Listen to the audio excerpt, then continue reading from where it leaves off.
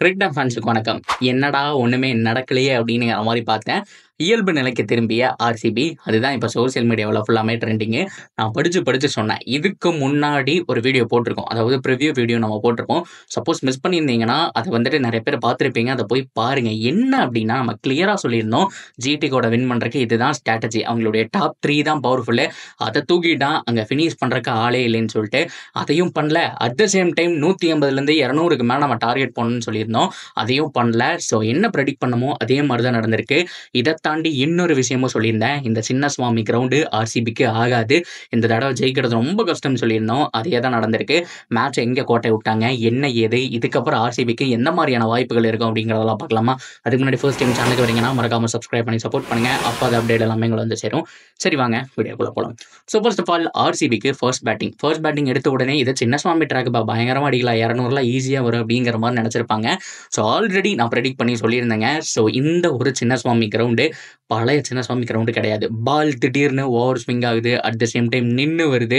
அது மட்டும் இல்லாம எக்ஸ்ட்ரா பவுன்ஸ் கிடைக்குது. சிராஜ் உடைய ஓவர் நீங்க பார்த்திருந்தீங்கனாலே தெரிஞ்சிருக்கும். திடீர்னு எக்ஸ்ட்ரா பவுன்ஸ் கிடைக்குது. திடீர்னு நின்னு வருது. பார்த்திருந்தீங்கன்னா தெரிஞ்சிருக்கும். ஸோ ஃபர்ஸ்ட் பால் தேவ்தத் படிகள் கனெக்ட் பண்ணது ஒரு விதமா இருந்தது. செகண்ட் பால் ஒரு போல்ட் ஆவர் தெரியுமா? அந்த பால் வந்துட்டு பொறுமையா நின்னு வந்தது. இந்த மாரி ஏகப்பட்ட விஷயங்கள் அப்படிங்கிறது இந்த கிரவுண்டுக்குள்ள இருக்கு. இது மட்டும் இல்லைங்க. சிஎஸ்கே சொன்னாங்க. கேகேஆர் சொல்லியிருந்தாங்க. ஹோம் கிரவுண்ட் அட்வான்டேஜ்லாம் ஒண்ணும் இல்லைங்க. எங்களுக்கு தகுந்த மாரி பிட்ச மாத்தவே முடியல.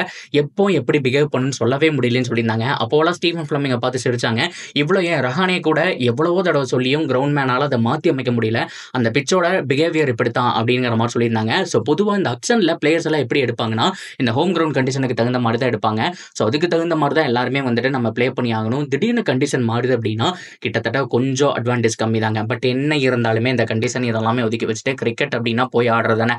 பவுலருக்கும் பேட்ஸ்மேனுக்கும் நடக்கிற போட்டி தானே அப்படிங்கிறத நம்ம ஒத்துக்கிட்டே ஆகணும். ஸோ ஆர்சிபியை பொறுத்த வரைக்கும் இன்னைக்கு பேட்டிங்ல ஒரு 30 ரன்னுக்கு மேலே ஷாட் அப்படிங்கிற மாதிரி சொல்லுவேன். ஸோ பொதுவாக ஒரு ஸ்ட்ராட்டஜி வச்சிருக்காங்க. என்ன அப்படின்னா பவர் பிளேல சும்மா வீசி எரிஞ்சிட்டு ஸோ அதுக்கப்புறம் அப்படியே மிடில் ஓவர்ஸில் தள்ளி ஆடணும் அப்படின்னா 200 வந்துருன்னு சொல்லிட்டு அதுக்கு தகுந்த மாதிரியே வரவங்க எல்லாருமே பார்ட்னர்ஷிப் பில்ட் பண்ணாம சீக்கிரமா அடிச்சு அவுட் ஆயிடுறாங்க. நம்மளால பார்க்க முடிஞ்சு தேவ்தத் படிக்கல் நல்லா டச்சில் இருந்தாரு. அவர் அவுட் ஆனாரு. ஃபில்சாட்டை பொறுத்த வரைக்கும் ஆரம்பத்தில் மாட்டவே கிடையாது. ஒரு சமயத்துக்கு மேலே அவருக்கு மாட்டுச்சு அவுட் ஆனாரு.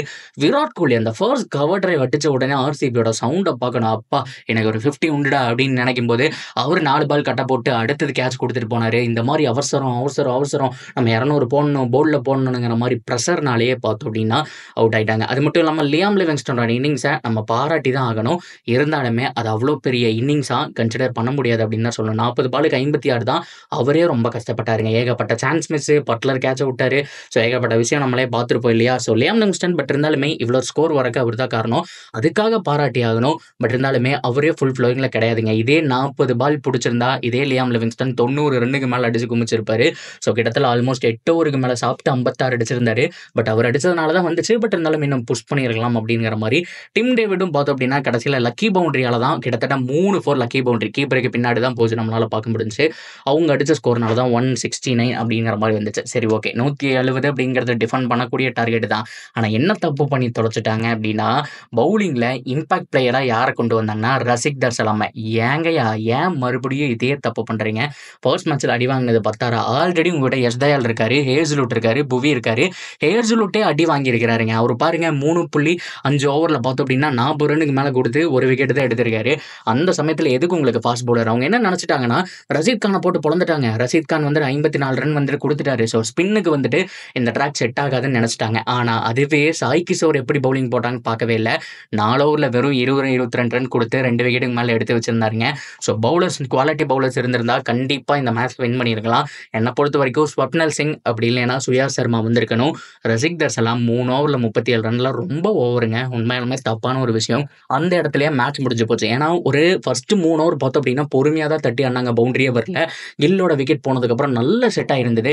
அந்த சமயத்தில் அமர்த்தி பிடிச்சி ஒரு 2 விக்கெட் தூக்கி இருந்தோம் அப்படின்னா சாய் சுதர்சன் அது மட்டும் இல்லாமல் பட்லரை தூக்கி இருந்தோம் அப்படின்னா கண்டிப்பாக வந்து வின் பண்ணியிருக்கலாம். ஸோ தாராளமாக ஸ்பின்னருக்கு நீங்கள் கொடுத்துருந்தீங்க அப்படின்னா ஸோ கண்டிப்பாக அவங்க 6 அடிக்க போய் ட்ரை பண்ணி ஏதாவது ஒரு விக்கெட் விழுந்திருக்கும். ஸோ நீ நியாயப்படி அந்த இடத்துல இம்பாக்ட் பிளேயராக ஒரு ஸ்பின்னர் தான் வந்திருக்கணும். ஸோ மிகப்பெரிய ஒரு தப்புன்னு நான் சொல்லுவேன். ஆல்ரெடி நான் ப்ரீவியஸ் வீடியோவில் நான் சொன்னேங்க, ஜிடியை பொறுத்த வரைக்கும் அவ்வளோ பெரிய பேட்டிங் லைனப் கிடையாது.